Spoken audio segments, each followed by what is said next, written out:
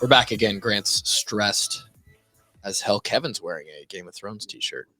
Feels like it's going to be a good pod. Just feels like we're going to have a good one. Well, it's every pod's a good pod. That's just not true. That's just objectively false. Sorry. Some are definitely better than others. I don't know if we've ever had bad pods. We've definitely thrown in a few bad ones in there. But maybe. Kevin sounds good. He's on his we're all on our microphones. That's a plus for almost 500 episodes in. We can figure out the tech stuff. We're watching this. I think the Broncos are playing. No, Broncos play tomorrow. So why are you stressing?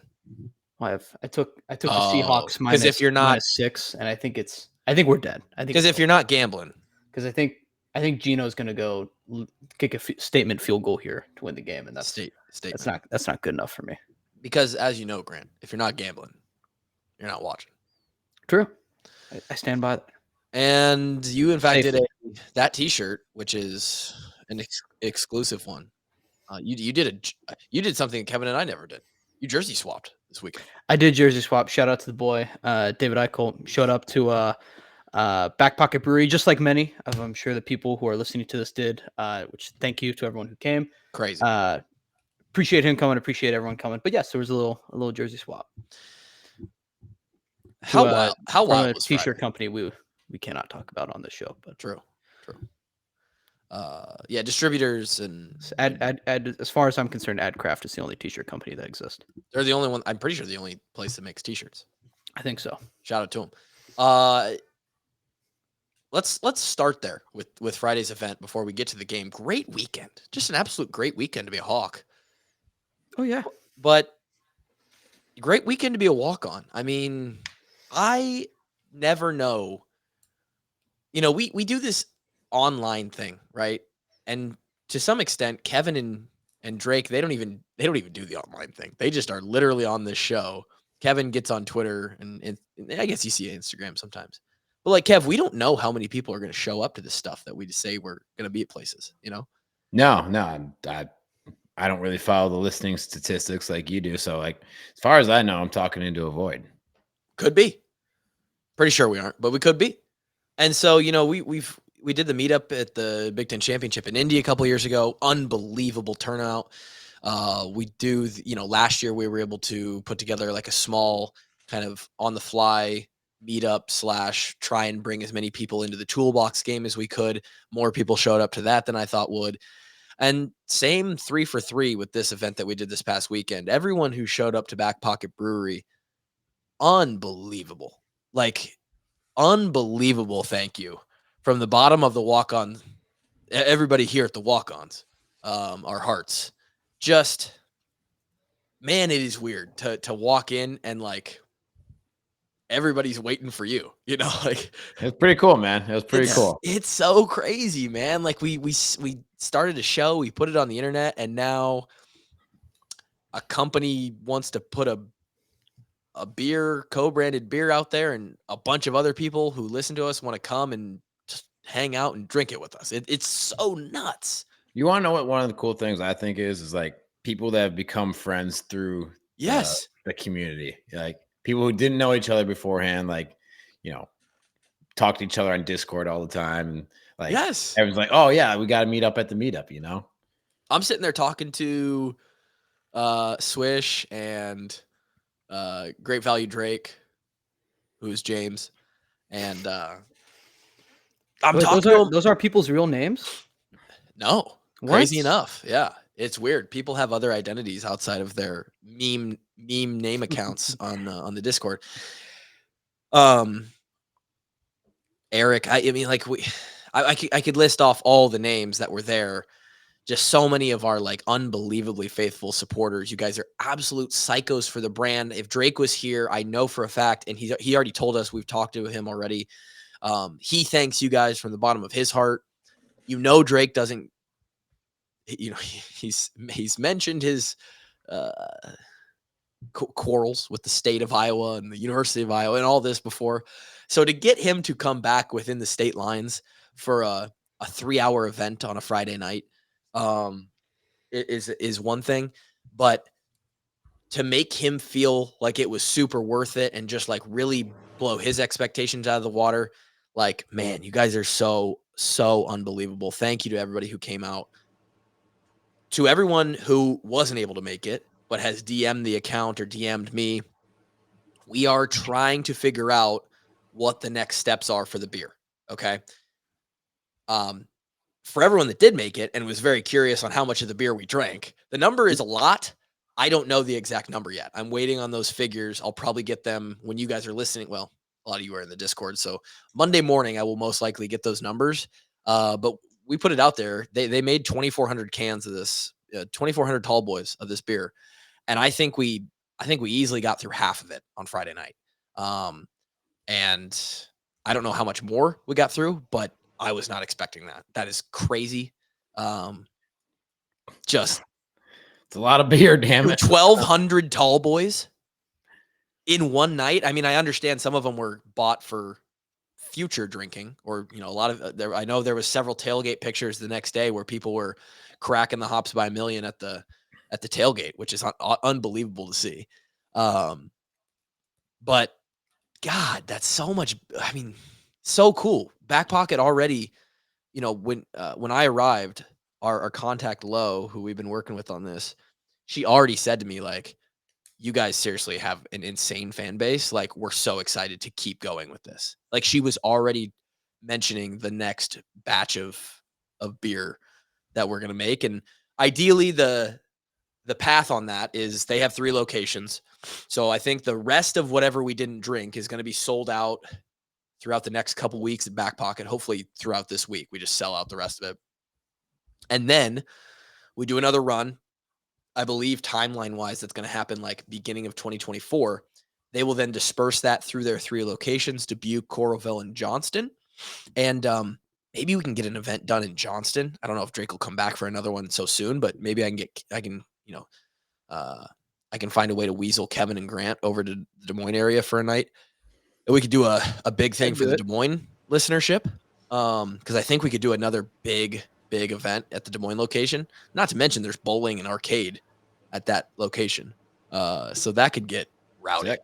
And then, I don't know if people keep drinking this thing, maybe we get somebody to distribute it and we're in stores or something. That'd be sick, man. That'd be sick. I'll tell you what, and I told you both this on Friday at the event, is I was worried because we had no say over what beer it was. The beer was already pre-selected. Yeah. No creative. Yeah, because we wanted to get on it quickly. Like making the actual recipe or anything like that. Yeah. Didn't taste it before the event. I was like, man, I really hope this beer is actually good. It's a great beer. Yeah. I thoroughly enjoy that beer. A lot of people that came said, man, this is better than expected.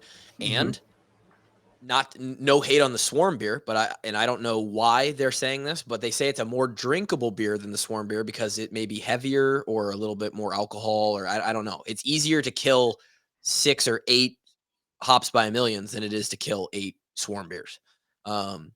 I mean, I like Swarm. It's a solid beer. No, and that's not to say that Swarm isn't good tasting, but there's some beers, if you get like is a porter, like super dark. It's not an IPA. It's not heavy. It's very drinkable. Right. It's a light lager. But it has a lot of taste. I'm thinking light lager, like, all right, like this is like a Busch Light type beer. It's like basically you're drinking water, right? It's water. Yeah. Oh, hey, don't disrespect Busch Light like that. Okay. Yeah. But no, it has a ton of flavor, and it's not like a lot of beers that like you drink the thing, you feel like you just eating lunch, like you can drink a lot of those suckers. Love it. I love to hear that. I'm not a beer drinker. I had one the other night. Took a case home though. Kevin was confused. I walked out of there. Kevin goes, "Clue, what are you doing with all that beer?" And I was like, "Well, you got family and friends that want to try it back home." And hopefully it's a lot more price too, right? Yeah. Hopefully it's a lot more available soon. We're very excited to keep doing stuff with them. More events, more batches of beer, more fun for everybody. So thank you to everybody who came out to that. Unbelievable. A lot of people bought merch, all the cool stuff. Fantastic. Back Pocket has been just unbelievable in partnering with us on this stuff, and very cool stuff. So did you guys have anything from the Washed Up Walk-Ons food menu that night? How about that? That was kind of cool, right? Low threw that together too. It was like the The nacho. not so washed up pizza. Yeah. Nacho average podcasters. Yeah. The 3 and out. Drake was Which happy about that one. Drake was not happy about that. However, had a lot of 3 and outs this year. Not a single 3 and out on Saturday though. How about it? We're gonna get there because the offense looked well. I won't say that. For 3 quarters, the offense looked about the same. But in that fourth quarter, the Hawks came alive, and we're gonna get there in a second. Just not right now. Not right now because we have to sell you some more stuff. But no. In all honesty, this is always for the cause. If we're ever trying to sell you something, the Patreon or merchandise or coming to drink beer, it all literally funnels back to one thing, and it's us trying to make money for the cause that really everybody in the Iowa ecosystem has rallied around. A lot of the NIL stuff from the players has gone to this. Obviously, the Swarm beer is for the NIL for the players, but our profit, our cause is UI Children's Family Hospital. For 3-4 years in a row, that first year we did not give very much money. I think we donated like $5,000. It's still all right. Last few years, we've been able to give $15,000, $20,000 to the children. I think last year was 25 because we had such a great year. We've given a lot of money to the Children's Hospital, and that's our one goal. We just want to buy gifts for the kids. Like the idea that this stupid podcast could somehow over the course of 365 days make thousands and thousands of dollars that then benefits the kids sitting in that hospital, which is such a special thing for the University of Iowa.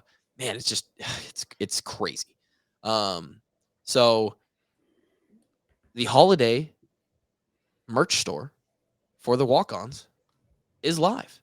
And Grant and Kevin didn't even know about this until the other Yeah, I don't know. That was show up to the event. People were asking me about a shirt with my face on it, and I was just like, "Well, that doesn't exist." So I don't even know. Oh yeah, let me share the screen. We've got some merch. The Coach Wallace makes a return. Several options there. Obviously, the Block Hawks by a Million, one of our best designs we've ever done. The Known for Great D shirt. We have a new design. Boys didn't even know about it. I'm using their name for NIL right now. Kluve, Drake, Kevin, Gary, the walk-ons. Good little shirt, right? KG, and then KG. And then the best design of all right here. What's that G-Bone effect shirt? Oh my God. You put DB Cooper on a shirt there. I simply put G-Bone in the shades on a t-shirt, and it says the G-Bone effect, and we're gonna sell a shitload of them. Look at that. I'll allow it. Look at how beautiful that thing is. So if you're on the YouTube, obviously you can see. If not, you need to head to adcraftwebstores.com or maybe even, adcraftwebstore.com, and you can find their recent stores amongst a bunch of them. You can find ours, or you can just go to what's our unique code here? It's just there's not a really good URL. So here, I'm going to put the link. By the time you guys are listening to this, everybody in the Patreon already got the link through their feed. By the time you guys, the public, is listening to this, head over to our social media, Facebook, YouTube. No, not YouTube, Twitter and Instagram. And the link to this holiday web store will be in the description or the bio of each of those profiles. Get yourself some Coach Wallace stuff, some walk-on merch. There's some hats, some sweatshirts, stuff for the winter season. Also some tank tops in there too, though, for next spring and summer. Nice stocking hat with the new logo design. A couple premium products in there as well. Tri-Blend, Under Armour. You can wear it for your CrossFit, the Under Armour. Absolutely, you can. If you're looking to just look absolutely ripped, we got something for you.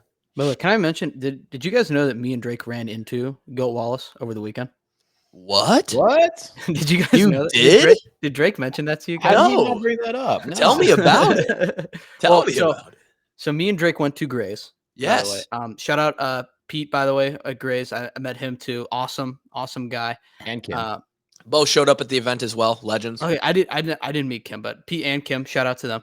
But yeah, we were sitting down eating, and Drake just sprints out of Gray's, suddenly when I was in the middle of a conversation with him, and I was like, oh shoot, like I need Sounds to like Drake. like if Drake Kulik is scurrying away from something, I need to also scurry. But I turn around and Seth Wallace is right outside the door, and he just dashes up and starts hugging him and talking to him. I didn't go outside. I didn't want to. It was a quick interaction, but well, it's also like he'd be like, I don't know who this. Oh, Grant, he would have been like, dude, this is G-Bone. He's on our fucking podcast. That's exactly what he would have said. Yeah.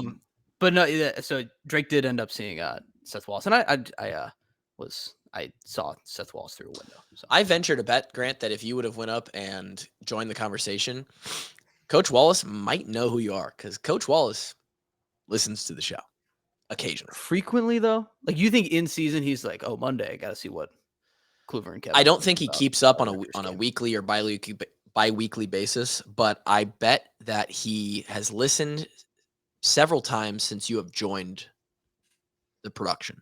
Well, I need a review from him, because I care about his opinion more than anyone else's. Well, you should, because his opinion is ultimately top dog. I had so many people, Grant. I'm not talking just like one or two. I'm talking like over 10 people. Tens of people come up to me at the event and say something along the lines of, man, you guys couldn't have hit better with Grant. Like he could not be any better. Like what he adds to the show is so great. Like he knows his shit. I looked at him and I was like, yeah, he knows more football than us. Like he watches every minute of football over the weekend, every weekend. Somebody was like, I was so pissed when you guys said you were bringing on some intern. I thought you guys were going to ruin the show. And like, I hate to say it, but it's better. The show is better with G. Yeah, no, I talked to him. He was like, yeah, dude, I really, he was like, hey man, you're doing great. I wanted to hate you, but I didn't. And I was like, you could have just period end a sentence of like, hey man, you're doing a good job. Like you didn't have to bring up the second part there. You didn't have to do that, but that speaks. I appreciate, seriously, and and that's what the event is so cool. Doing this stuff and like getting to see everyone and talk to everyone is awesome too. But like, luckily everyone's so nice. Getting to hear feedback and stuff on the show is awesome too. So, like anyone who like seriously, like it means the world. It's surreal. It's crazy. Like, and I feel like I say this every single week on this show, but like that's just my honest opinion. Like it's just I can't believe any of this stuff always. So. It is really surreal. When we do the in-person stuff, makes this seem very like almost like it's like almost like a fairy tale. It's like so weird. Yeah. Well, it was crazy. Like I brought my roommates to this one. Yeah. And they were like, "What on earth is this?" Like, cause like they know I do this. Like, right. Like I came up today and they're like, "Oh, you're gonna go work?" And I was like, "Oh, kind of. Like it's kind of work." But they hardly work. But like when they got to the event, they're like, "I cannot believe this." And like they know that there's like a shirt with my face on it. They knew about it before I did, which is crazy. Yeah. Which like I don't know. That might be they might know too much now. I don't know if I like them knowing that. But which, by the way, if you're also, I'm gonna tweet the link out too, so you don't even have to like go treasure hunting. You will just get a link on Monday from the walk-ons page, and probably several. I'm gonna spam it for the next week. The store's open for another week. It's been open for the weekend. The Patreon got the announcement early. You will not have to look hard to find where you can purchase a piece of clothing with Grant's face on it. But yeah, very cool. Very cool. Probably weird for you. You've got roommates who are like, oh my God. There's just well, it's funny. It's like it was almost like it's like a worlds colliding too, where it's like, what's my roommate talking up with Drake Kulik right now? Like, that is weird. This is totally worlds collide. That is really weird. No, cool. Very, but awesome event. Seriously. Like it's incredible stuff. Yeah. So let's get to some football talk. I suppose we'll do that. I just wanted to start with this video. And then you get pass interference at the end. Oh no! From I don't know. Charlotte versus somebody.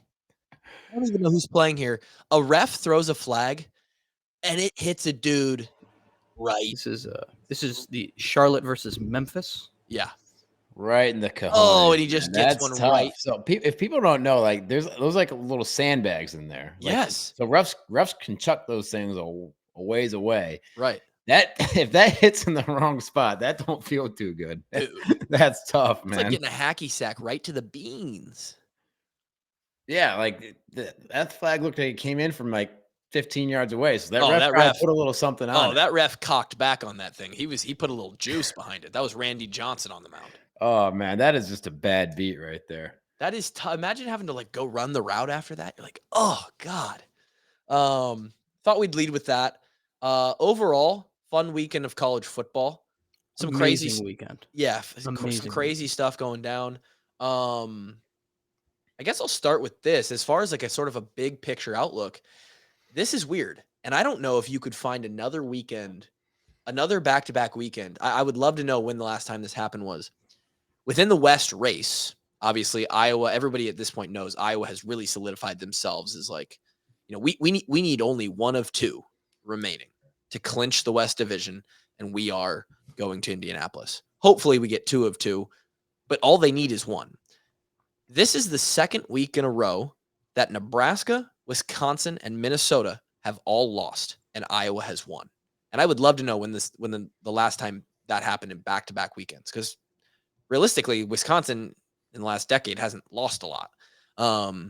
Minnesota is kind of been, in the middle of the pack. Sometimes they're up in the 8-4, 9-3 range.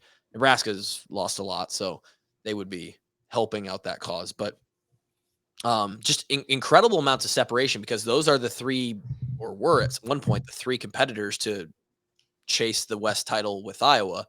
But Kev, Hawks are in solid first now. Yeah.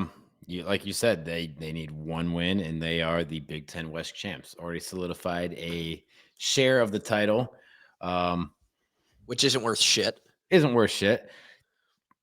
But the West it's a very bad division this year. It's not worth shit. Yeah, it's not worth shit. But I do think Iowa is the clear and away best team in the West. Yes. We have the one loss versus Minnesota, which bullshit. Asterisks. Northwestern's actually playing better as the year goes along. I think I'm drawing a blank on the guy's name right now, but he's making a very good case for himself to get the job full time at the end of the year. Dude, they handled the Badgers. Handled them. Yeah. Handled them. Like which brings me to another point in a second, but continue. Kevin, I have a even his situation that he walked into at the beginning of the year, like they might make a bowl game. They're probably gonna. They got 2 chances to win one game: Purdue and Illinois. Oh yeah, they've got a definite chance. Kevin, I want to ask you about this, because me and Kluver were talking about it before the Northwestern game. I don't think you were there for it, but we were talking about then. Is it weird to say that a coach with only 5 wins right now might be the leading candidate for Coach of the Year in the Big Ten? I think there's an argument to say that he could win the award. I understand the sentiment.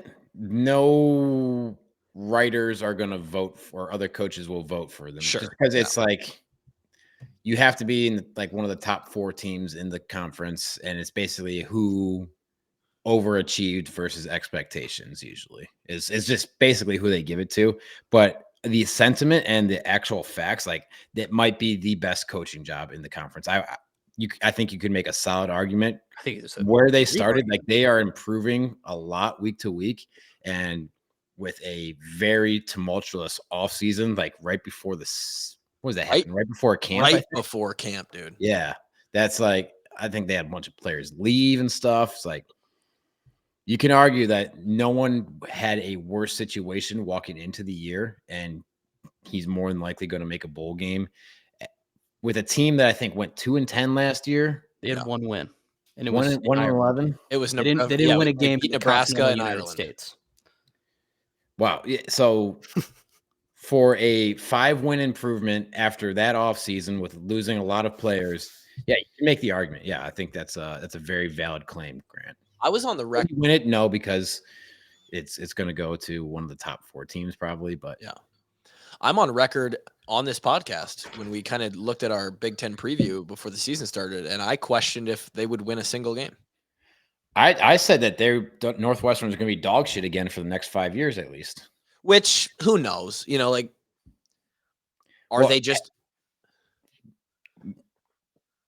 They're probably going to make a bowl game in the Big Ten, which is not dog shit, right? It's average. Right. But also they're playing in the West this year.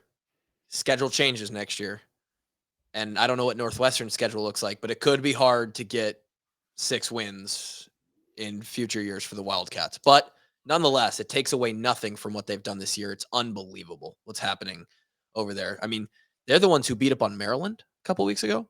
They beat Maryland by 1 score, but Maryland was playing good at the time. Mm-hmm. I mean, they've put together some impressive wins. So, on the counterpoint of that, like Wisconsin's falling off a cliff. I know they've got the injury bug up there pretty badly, but so does Iowa. Yeah. Which brings me. Tanner Mordecai has actually played again last week, so his. But at the same time, they scored 10 points. So it segues me into this tweet. It was perfect, Kev, that you brought that up.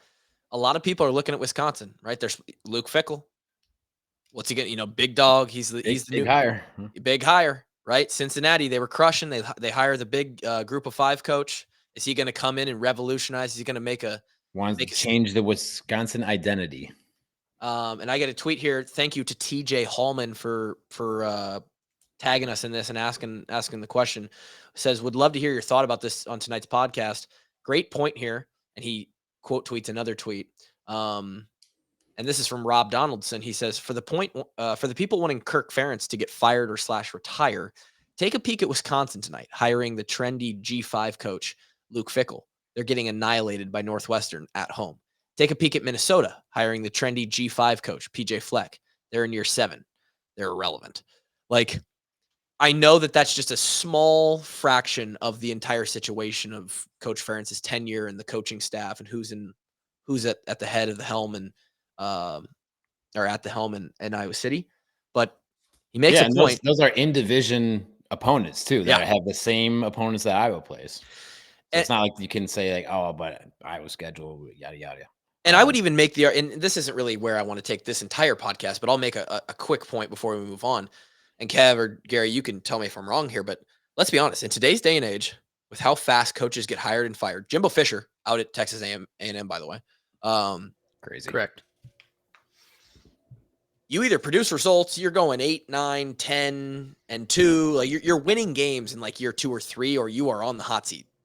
Generally, in today's landscape, with how steady Coach Ferentz has been, and I would like to think that because of the stability that Ferentz has built, the hiring process and who they bring in after him reflects that stability, or they at least try to. But on average, most coaches fail. Like a lot of coaches are failing to meet expectations. What are the odds that? I would love to know what are the statistics that in the last 15 years that you hire a head coach that sticks around for, say, 5 years or more. Yeah. What do you think that longevity rate is? Maybe a quarter of coaches. Oh, it's got to be more than a quarter. You think? Yeah. It's not over half. I don't know. I'd like to know. It would be interesting. The point I'm getting to here is, even if we hire someone who we think looks great as a hire, right? Hey, we hire LeVar Woods. We hire, I don't know, all these people they're throwing out for like the next head coach of Iowa. Statistically, the odds that they're going to step in and do what Kirk did after Hayden, like the odds that we get another 20-year plus head coach for Iowa are so slim. Oh, they are so slim. So I have a as of 2022, the average FBS coach's career is 3.7 years at one program. Jeez. Sounds about right. Yeah. That's wild. Like, that's what we're looking at when Kirk does decide to hang it up. And that's scary. I think I think if they hire from within or someone who has a strong connection, we have a better chance. You have a better chance of kind of continuing the culture, the legacy, what Coach Ferentz built. But yeah, you say you hire that sexy group of 5 or whatever coach, offensive coordinator, fancy schemey guy from some other part of the country. Yeah, you have a 50% chance that guy is going to be a flop, and you're going to hire a new one in 4 years. Like it's just reality. Like, and so the idea is like, we get it. KF's on the backside of his career. We've had a tough, all the way back to 2020 with the Doyle stuff. And then it's been a tough 4 years on the program. They've, coaches and players have said as much. They've been through a lot. But be careful what you wish for, because you don't just replace a guy and everything is flowers and, dandelions. It's more likely that you enter a shitty period. Even going and getting the hot shot coach from and you just pay him a buttload of money from another quote unquote blue bud school. Look at USC with Lincoln Riley. Yeah. They throw up a lot of points, but they're not winning nearly as many games as you would like them to, right? No, what are they, 7-3? 7-4. 7-4. They just lost. 7-4? They lost to Oregon last night, 2 a.m. 2 a.m. I'm not making that up. I know. I know. It's unbelievable. Did you see? Did you guys see that Oklahoma fan getting in Lincoln Riley's face in the tunnel? Traitor, Boomer Sooner, you traitor. He was not expecting that in Autzen Stadium at 2 a.m. You look back. I don't know why I can't find this. I respect that lady's loyalty, by the way. Yeah, Texas A&M to say that gave Jimbo Fisher $100 million, the most fertile recruiting grounds in the country. Yep. I would say probably top 5 in booster money behind you. Yep. Just had a top 2 recruiting class 2 years ago. Oh yeah, they're hitting recruiting classes for the last 3 years. They've been top 5, I want to say. Yep. And they can't translate that into wins. You look within the own division, and you've got Rule and Fickle, and with what Rule came in with, what Nebraska was, what he was working with this year, he's having a successful year. He's 5-5 overall. What did our friend Jeremiah, didn't he say if he got 5 wins preseason, he'd be super ecstatic? A bowl game would be overachieving in year 1. Yeah. 6-6. That's where you realistically have to expect your program to be when you change over coaches. It's But it's also it's different because he took over a bad Nebraska program. It's Luke true. Fickell walked into a pretty decent situation at Wisconsin. And they got the same record. They weren't the Wisconsin of the 2010s, but it was better than what Nebraska was. Better than what Nebraska has, yeah. And they have the same record. That's what I'm saying is Matt Rule probably looked at as overachieving, whereas Fickell was looked at as underachieving. Nebraska might be improving throughout the year. I think they are. Wisconsin, I'm not seeing that improvement. They seem to be getting worse. And I'll tell you this, Kev. I watched the Nebraska game yesterday because I was at the in-laws. They love to turn the ball over. Nobody likes to give the football to the other colored team more than Nebraska, and that's backed factually. They are number 1 in the country in turnovers. I feel like that's been the way for the last 10 years now, too. Jeff Sims, Harburg got hurt, and they brought in Jeff Sims. Oh, guy loves putting the ball on the ground. The dude just throws it up. It's unbelievable. So, again, all this fun Big Ten talk, it's, there's just a lot of hey, here's this, here's that. Some interesting stuff. Obviously, a shitty division this year, but just some things. Bad or competitive? What if we spin it towards competitive? I would say everyone's pretty much the same record right now. I would say bad and competitive. Spin zone. What's the cross divisional record this year? It's probably not too. I think everyone is close to. Wait, like West against the East this year. I don't. Indiana taking just I don't hammer to everyone. I probably can't find that off the top, but you just look at the West. It's Iowa and 8-2. Every other team except for Purdue is 5-5, and then just look at the conference records. Iowa's 5-2. Everyone's 3-4 besides Purdue is 2-5. Yeah. Yep. Jeez. Yeah, the East is clearly the best or the better conference. They've always kind of been the better conference, top heavy, but Maryland helping out. Rutgers, which we're going to get to here. Might as well get to them. We played Rutgers. Rutgers was, despite our very, very short preview, They had a very good defense coming into this game. Mm-hmm. Top 10 ranked defense in several categories. They're still top 15 after this game, where the Hawks put up over 400 yards of offense and 22 points and could have had more. Put that in perspective. Rutgers played Ohio State last week. Yep. They were beating them 9-7 at halftime. Ohio State only put up 328 total yards. It's not like it's the beginning of the season to the end of the season. This was last week to this week. And I will say this. You get a 2:30 game late in the season at Kinnick. It becomes a night game. Kinnick adds a couple points. Loved to see Kinnick at night on TV. It was beautiful. Great in person too. Just want to. Oh yeah, just to clarify. But a very impressive outing by the Hawks against the Scarlet Knights. I was personally more worried than I let on about this game. I'll say that. This was, in my opinion, the best team left on the schedule with the 3 games remaining prior to this week. Yeah. I said it in the preview, like they run the ball well and they played really good defense, which if it becomes a just move the ball, like whoever can score a few more field goals, like, that's a coin toss game, right? And that's what it was looking like in most of the first half. But Iowa played a very complete, for the most part, clean football game against another solid Big Ten team.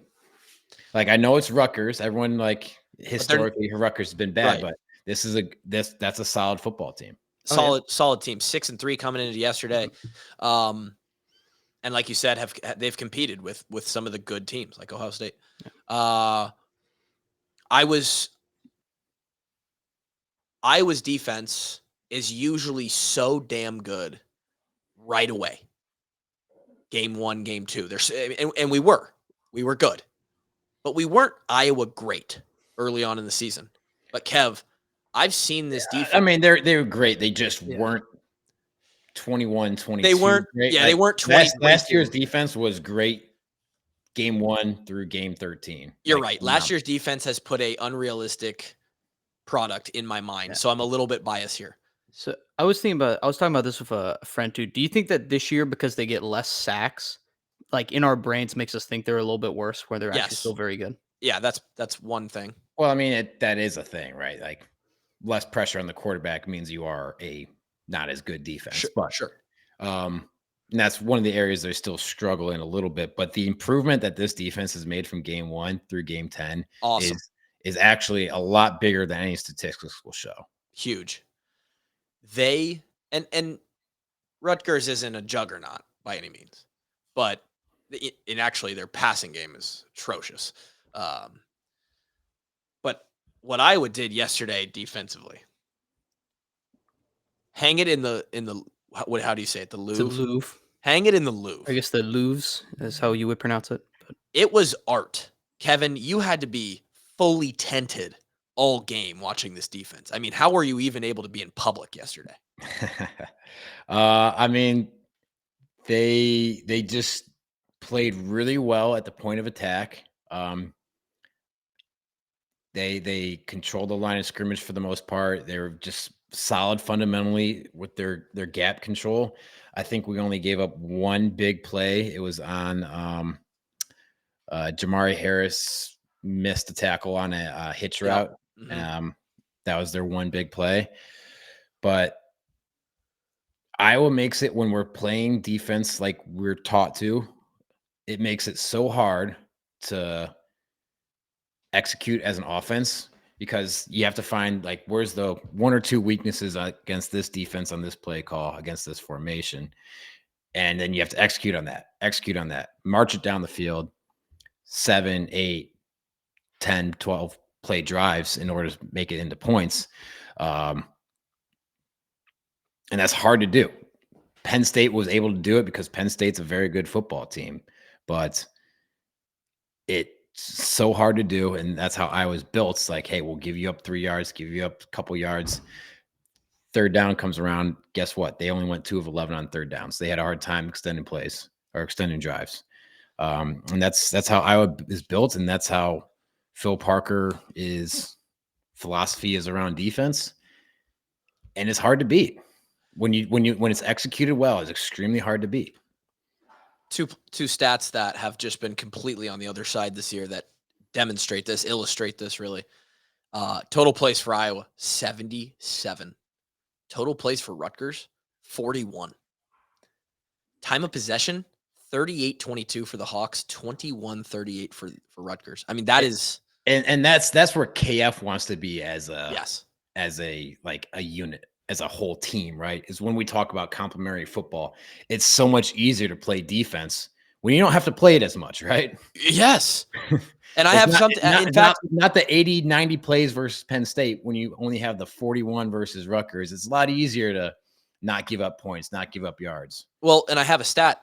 In fact, I did some more. I want to get better at this. I want the show to improve. We lost a guy. We're a man down, so I'm trying to make sure that we're a little bit more put together here. I got a stat about the defense, Kevin. We are, by yards per play given up, number 1 in the country. We give up. That's a good metric. That's a very good. I like the way that sounds. To compare across different teams. When you round it out, it's exactly 4 yards per play, best in the country. Some of your bad teams, I looked. Nevada, I think, is the worst in the country. They're giving up 7 yards per play, or something like that. Almost twice as, like 75% more. When you extrapolate that out to as many plays as there are in a game, obviously that's huge. Now, the issue with that is that Kevin just mentioned is our defense has been on the field a lot. So you take yards per play times number of plays in a game. In that top 10 of yards per play defense allowed, there is not a single team that's within 50 plays of us. We've had over 700 snaps defensively. The next in that top 10 was like Ohio State at like 650 something. So we would like to bring that down. We would like it to look more like the Rutgers game on Saturday. But number 1 in the country in yards per play. Our defense is what was the other stat? Most of those teams, most of the teams up in the top 25 of that stat have all had 100 to 150 less snaps than Iowa defensively, which makes it easier to give up less per play because you have more juice. You're not as tired. So it makes it even more impressive that the Hawks are there. And yeah, the more you're on the field, the more plays happen, the more likely a big play is going to happen. And a big play is going to skew that stat more to higher than a negative yard play is going to skew it lower, right? Right? Like a 7-yard play is going to mess up your average more than, you have a couple more 1-yard runs, right? A couple other stats that make a big difference as well. No penalties. Yeah. How about that? Very clean game of football. There's only a few things that I had written down as far as what we could have done better, but no penalties. KF loves that. Oh, absolutely loves that. You know that when he writes stuff on that little note, when he goes down to his thigh, he's like, no penalties, triple star. Going to bring that up in the first team meeting on Sunday. Yeah, I mean, it's so huge that people don't bring it up enough. I wish there was like a net yardage statistic because that is a big part of games, like especially penalties that extend drives. Or this Rutgers had several false starts that moved them from 3rd and very short to, they had a couple back-to-back that moved them 3rd and long. So, yeah. So, and what you're talking about there is hidden yardage, right, Kev? Like we're gaining first downs. Well, hidden yardage, and it's not even like that. So it's like the chance of converting a 3rd and 1 is probably greater than 50%. Versus 3rd and 6, they don't get it. Yeah, it's only 5 yards on the stat sheet, but it's probably a lot closer to 20 yards because they are probably going to get that first down and probably going to keep that drive moving.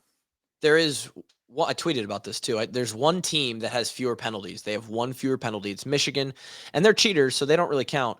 30 penalties in 10 games for Michigan, 31 for Iowa, and then there's a couple at 32. Then it jumps pretty quick into the 40s.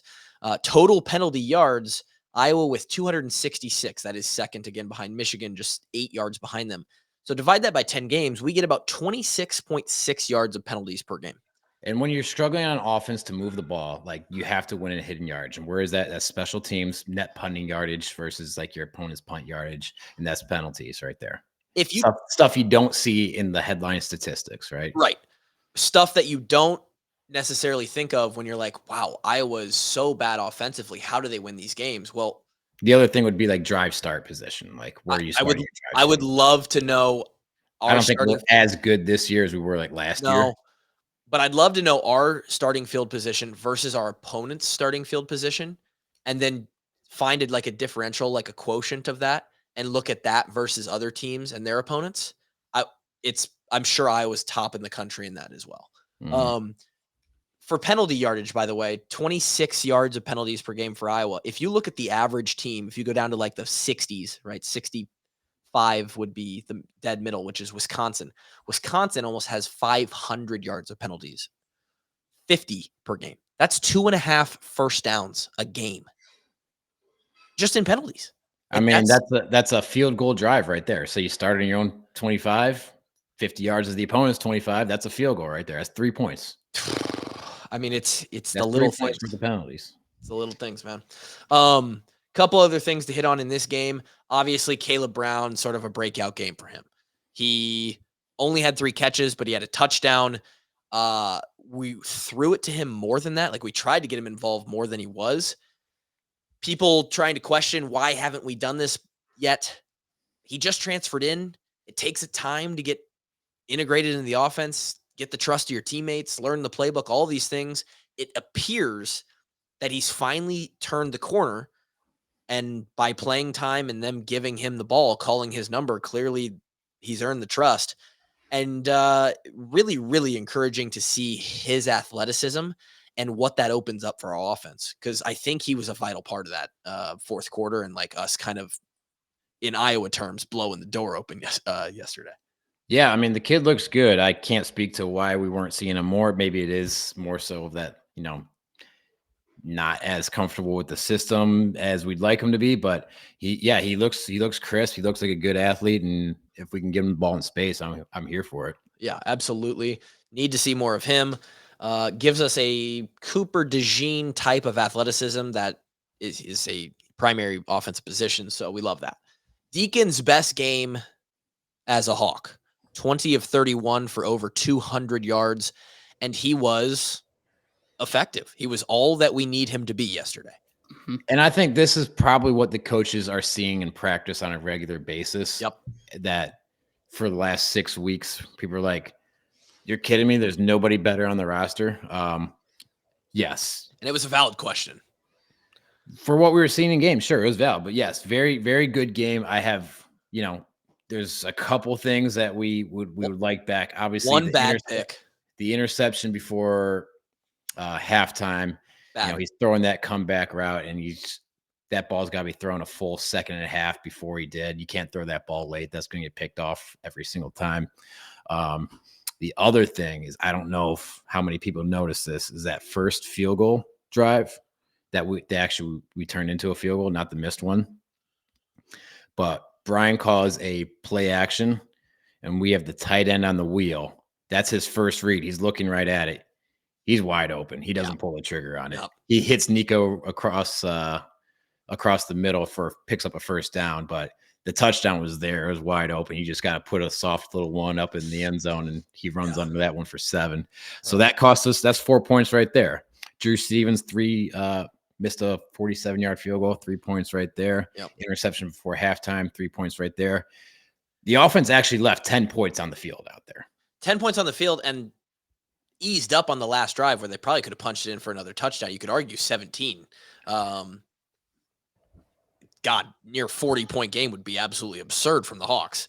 But I think that just goes to show is like putting up 22 points and leaving 10 out there, like 10 relatively easy points that you could easily say like should have gotten. Yeah. How well that we actually move the ball. I believe, Kevin, that, and not to believe you out, Gary, I believe that this, guys, is what the product looks like when what we talked about, when I asked you your opinion on the Brian Ferentz firing, Kevin, I believe that when we were talking about how things, everything has, maybe Brian's not the best OC in, you run it 100 times and he's just not the best guy out there.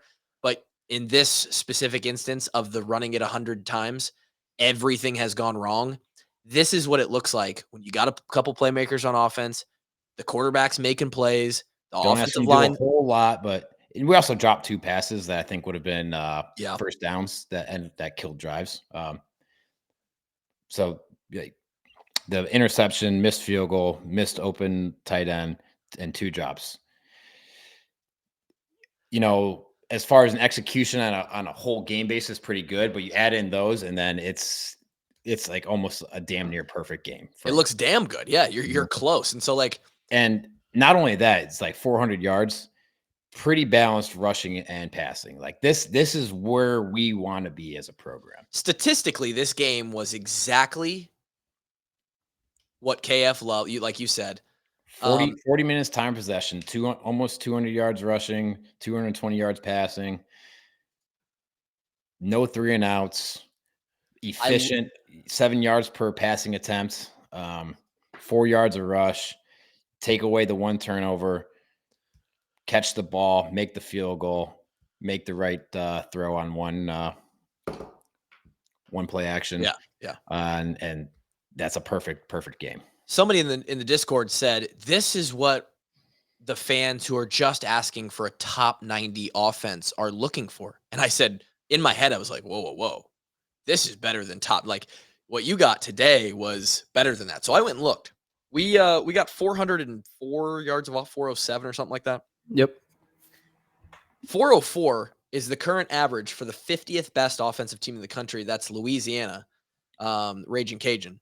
Ooh, they average 404 yards of offense a game, and they are 50th in the country. So if we averaged what we did yesterday, we would be a top 50 offense in the country. Realistically, if we just averaged in the high threes, up around 370, you're right. You're a little below average there. You're in the 70s. That's where Wisconsin is. That's where Penn State is.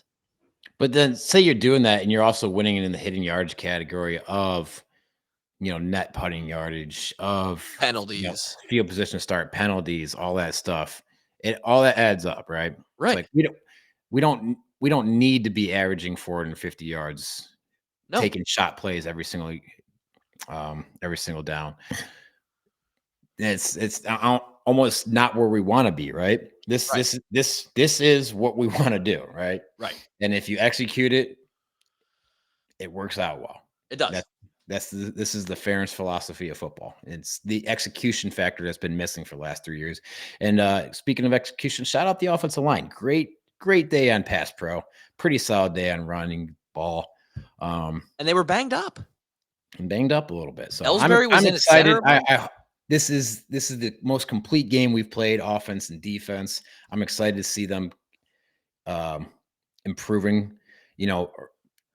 I think we had a podcast, maybe it was after the Purdue game, maybe after, I forget which one, maybe after Purdue. And it's like the one thing I was concerned about is like, I'm not seeing a whole lot of week to week improvement. Slight edge. Yeah. This game was like, okay, it's something finally all came together. If we can do that, not only are we more than likely going to win the next 2 games by substantial margin, if we get Ohio State in the Big Ten title, got a chance. And we put that performance on the field, we got a chance. Now, obviously, we're not averaging what we did yesterday, right? And that's the reason why we went through all this drama. Dang it. Sorry to the people who stand with Drake's T-shirt from the event the other night, which was Brian Ferentz Gang or Die. Maybe on sale in the future, who knows? Iowa, even with this over 400-yard performance, still sits in last in Division I football at 130th. We average 243 yards of offense per game. We are 15 yards behind average, the 129th best offense. So too little too late. But like Kevin said, a lot of times in college football, if you play your best football late in the season and you're getting better each week, and damn if it didn't look like that happened yesterday, we're doing it at the right time. We're still 8-2, should be 9-1. We need one game. I think we can get 2. I feel confident we can get 2. And I think after the I still want 2. Like, why not win both? Why not win both? Right? Go get 10. We win both. And at this point, I think after the Minnesota game, we were all sitting here going, shit, we'll probably be a dog at Nebraska. We might have switched back up to the favorite there, or it'll be a push. So interesting to see. Speaking of, right before, we're going to recap our bets from the weekend because we forgot to do that in the beginning. But I want to give 2 quick shout outs. Schulte with an interception, almost house called it. Love to see that, Kev. I know that makes your heart happy. Safety's getting some picks, taking it back. That's what happens when we got 12 points. We had 2 field goals and then we scored a touchdown. First of all, the game felt like it was in the bag. Second, it forces the other Rutgers, I guarantee, was over there going, motherfucker. We're down 12 points, and this feels insurmountable. Like, we're never going to come back from this. And what happens? Now they have to start opening it up. They suck at passing, and the Doughboys come up with a pick. That's exactly what Phil Parker and the boys are trying to do. It was beautiful. Any thoughts, Kev? Oh, yeah. I mean, it's a horrible fucking throw. I'm not going to lie. Terrible throw. Terrible throw. But good job catching it. Get in the end zone next time. Another shout out. Nobody except for his parents knew he was on the roster before this game. Ortworth, the 12th string tight end, catches a 54-yard reception down the seam. Biggest play of the game for the Hawks. He's a freshman tight end out of St. Louis. The guy had 11 catches for 194 yards his senior year of high school, and he made an absolute banger of a play yesterday. It's tight end U, and it never fails. It doesn't matter what string we have in there. Shout out to that guy. Love to see it. Great play call by Brian. Shout out. The safeties were filling really hard, and I think he kept that one in his back pocket for the right time and called it wide open. Love to see it. Would love to see what the Cheeto Fingers would have called because I'm sure they would have had something better. We'll finish with this. We usually start with it on the recap podcast, but Grant, will you pull up our bets from the weekend? Okay. I have them. Hold on. I got this is a Dukes adjacent podcast, by the way. I'm just putting it out there. Do we want to talk about they have arguably the best start in college basketball as well right now. Did they win again today? They won again. They beat Howard. They've beaten 2 teams who were in the NCAA tournament last year, and then they had a crazy comeback against Kent State over the weekend. They were down 5 with 3.5 seconds left and won the game. Do we have to go do a double overtime podcast wherever? Where they're in Virginia? Is that Virginia? Yes, they're in Harrisonburg, Virginia. I believe. Seems like we're gonna have to make a walk-on paid, all expenses paid trip to wherever that is, and we're gonna show up there, and people are like, "What are you guys doing?" Hey, who are you guys? Hey, we just love the Dukes.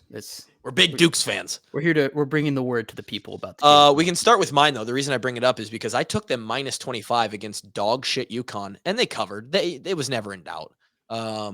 I think they won the alternate line 40. Did they cover the alternate line? They did not cover 40. It was 44-7, I think, or 44-6. Michigan covers as well.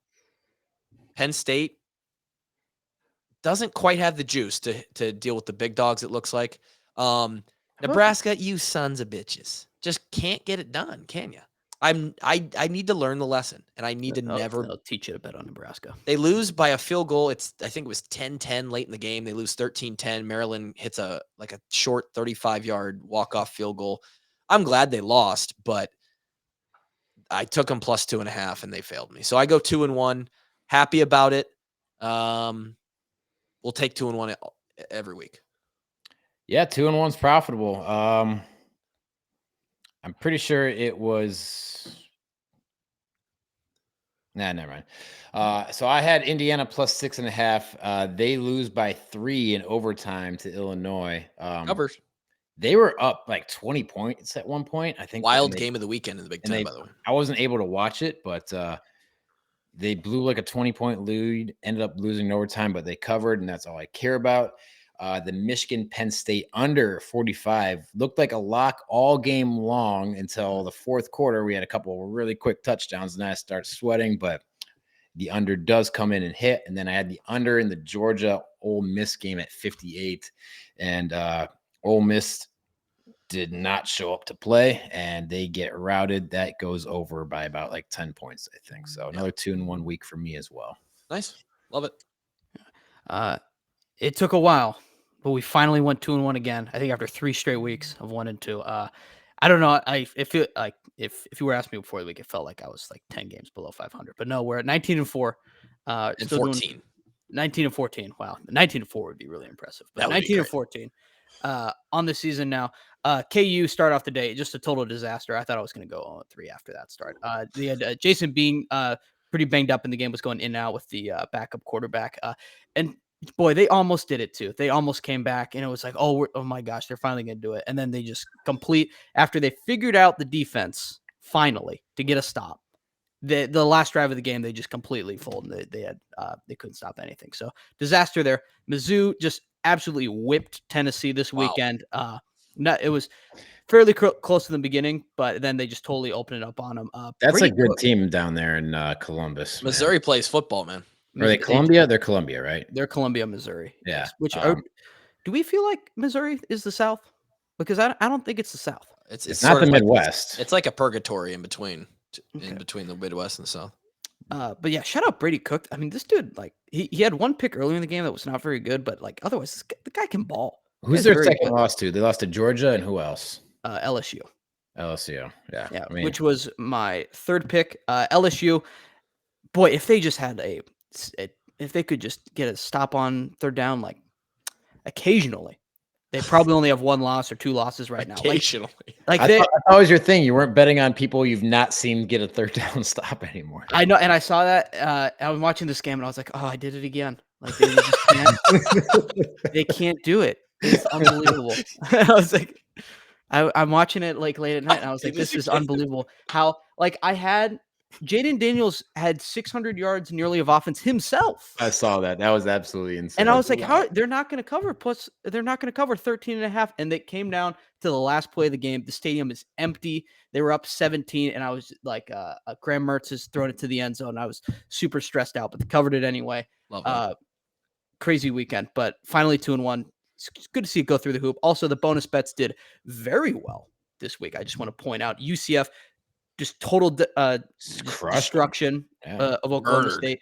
Cal won a crazy game against Washington State, and then Purdue beat Minnesota. So the bonus bets. Oh, but Wyoming got absolutely smacked. So that was a big mishap. Gary on fire. If you're not following, you're not making money. And if you're not gambling, you're not watching. It's just how it goes around here. Real quick before we wrap this up, I forgot to do it earlier in the recap. Okay. Our premier collision of the game, premier automotive collision of the game. I'm putting my nomination up for Xavier Wampa. He hit a lead blocker so hard, he knocked him back 3 or 4 yards, and he was hurt. He like knocked every ounce of air out of that man's body. I don't know if you guys saw any other great collisions during this game. X put the boomstick on this guy, and it was beautiful to see. Anything else? Works for me, man. Yeah. All right. Hit a deer, call Premier, and they will probably point you in the direction of Jay Higgins, who deals with all their collisions. That's all we got. Washington Walk-Ons. We'll preview the Illinois game later this week. Of course, if you're on the Patreon, DHT and DGF this week as well. Add craftwebstores.com for the Christmas drop. We'll talk to you later. Peace.